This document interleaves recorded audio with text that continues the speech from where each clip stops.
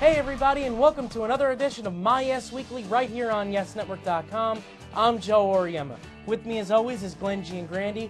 And Glenn, we joked around about it last week about being the #1 show. Well, guess what? We were the #1 video last week on YesNetwork.com. No more jokes, baby. It's all about MYYes Weekly and the fans that keep coming back to make this show what it is. It's all about you fans. Glenn, it's about the Fandemonium, and that's what we're going to start off with. MYYes Fandemonium. We're going to start off with a blog from Mr. Michael. Michael Corleone or just Michael? I think it's just Michael. It's just Michael, okay. So what did Michael have to talk about? Well, just Michael makes the subject of his blog the 2011 Philadelphia Phillies and their starting rotation. Now, justifiably, Michael understands that a lot of people have the Phillies as favorites to win the World Series. Roy Halladay, Cole Hamels, Roy Oswalt, that Cliff Lee guy. So what Michael does is he goes back into history, takes some baseball teams that had great rotations and did not win the World Series. He takes a few teams from the 70s, a few teams from way back before then. And I have to agree with Michael. It's not just about pitching. Obviously, people say pitching and defense win championships.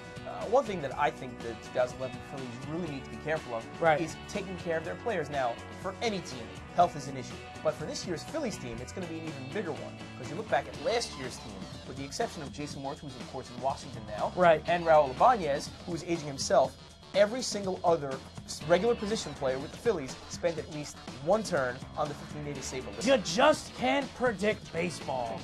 It's a great John Sterling. Thank you much better than your Morgan Freeman. I think they're in the same ilk, though. My Morgan Freeman's very close to my John Sterling. All right, we're going to check out the forum right now. And really, it's all about mellow. It's mellow time, baby. It's mellow time. It's the talk of New York right now. Carmelo Anthony is a New York Knickerbocker. I'm more excited for the return of Ronaldo Balkman. Great role player when the Knicks drafted him. Back on the scene. Welcome home. Oh, they got Balkman and Greg Anthony back. It's great. It's amazing. Okay, we're going to check out this from Lauren Francis, who says, Carmelo to the Knicks. Unfortunately, you have to give up some good players to get a great one in return. I'll miss Gallinari and Felton. This Knick fan is tentative and at the same time a happy camper. Looking forward to Wednesday's game at the Garden. I hope my fears are not realized.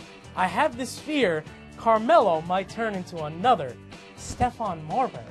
Lauren, we're here to ease your pain and calm your nerves here. Carmelo Anthony is not Stephon Marbury. Absolutely not. And the NBA is a superstar-driven league. And Carmelo Anthony is a bona fide superstar. When you can move those kind of parts and get a player the caliber of Carmelo Anthony, you do it 7 days a week, and it was a fantastic deal. And as for those concerns about Stephon Marbury, I think after he was acquired by the Knicks, as we found out, there were some demons going around in Stephon's head. We remember those YouTube videos from a few years ago when he sounded like an absolutely lost puppy. Yeah, and he still is. The bottom line is, Carmelo seems to have his head screwed on a lot tighter than Stephon did. All right, Glenn, it's that time. It's time again for the tweet of the week. I'm well past 20,000 tweets now, by the way. All right, party time, baby. Glenn. That's right, it's a celebration. Absolutely, it's a celebration. Charlie Murphy.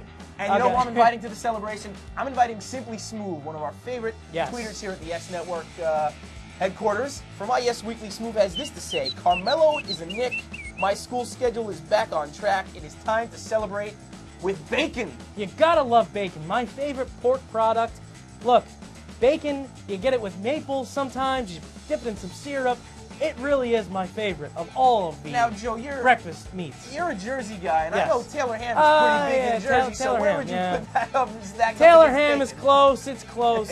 You know what, Taylor ham might be better with bacon. But how could you not celebrate with bacon? Even dogs are saying it on commercials. We want bacon! I think Taylor ham's a new logo. What? Oh my God. Bacon. Glenn, stop. It's a Jersey thing. It's a Jersey thing. All right, we're going to move to the top 5 photos of the week right now, and we're going to start with number 5. Number 5 comes to us from Vegas Ron. We love Vegas Ron. Anything pertaining to Vegas. Good shot of him at Yankee Stadium, ballpark as a backdrop.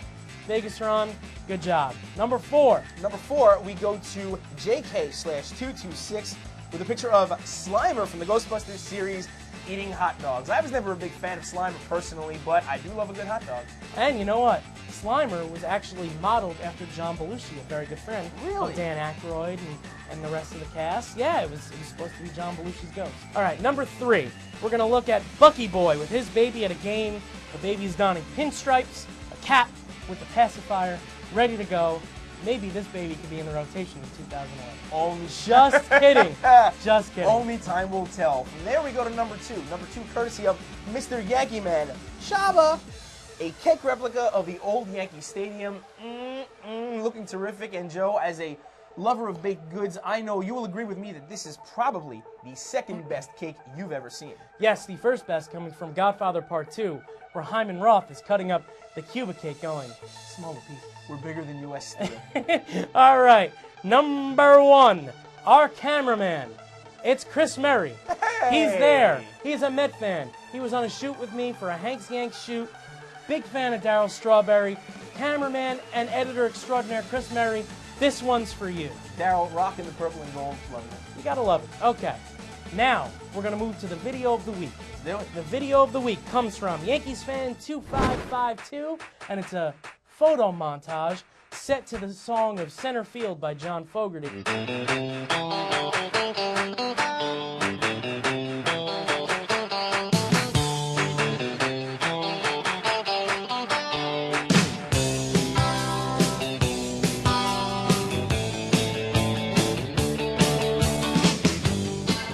You know, actually, this song actually makes me think of 2 things. One, I've seen John Fogerty in concert, and he comes out with a Louisville Slugger guitar and plays center field. It's awesome. The other thing that I think of, it's a movie. It goes hand in hand. Bull Durham and John Fogerty center field, it's hand in hand, Glenn. Well, I have to be honest with you, Joe. Don't even say it. Yeah. Don't even. This guy's never seen the Goonies. I'm sorry. Now you're going to tell me you've never seen Bull Durham? There are a few popular movies I have not seen, and I am sorry to disappoint anyone out there Oh, clicking, my but God. I have never seen Bull Durham. I was told it was just a chick flick masquerading as a No, baseball no, movie. no, no, no, no. Bull Durham is the real deal. It is a great movie. You've been totally misinformed I here. promise you, Joe, I will watch it before opening day.